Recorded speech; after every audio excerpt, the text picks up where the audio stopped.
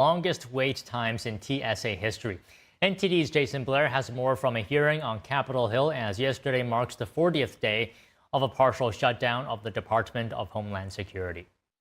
The shutdown has caused massive disruptions across our airports and travel system nationwide, weakened our nation's cybersecurity posture, and left states unsupported. Representatives from 4 Department of Homeland Security agencies testified before Congress while the department is in its 6th week of a shutdown. The TSA administrator says some airports are seeing record wait times at security checkpoints. Now, multiple major airports are experiencing days where 40 to 50% of their staff are calling out. This has led to the highest wait times in TSA history, with some wait times greater than 4.5 hours. McNeil says assaults on TSA officers are also at a record high. Unfortunately, we have seen an over 500% increase in the frequency of assaults on our officers since this shutdown began. This is unacceptable and we will not be tolerated. The DHS shutdown will end once Democrats and Republicans reach a funding agreement for the department. Democrats are holding out, demanding reforms to ICE. Democrats want to ensure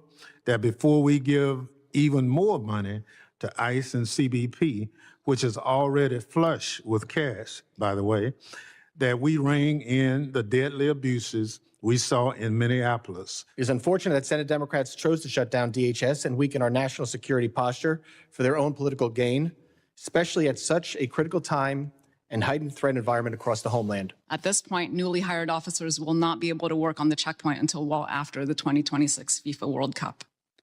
This is a dire situation. We are facing a potential perfect storm of severe staffing shortages and an influx of millions of passengers at our airports for the World Cup games in less than 80 days. Reporting on Capitol Hill, Jason Blair, NTD News.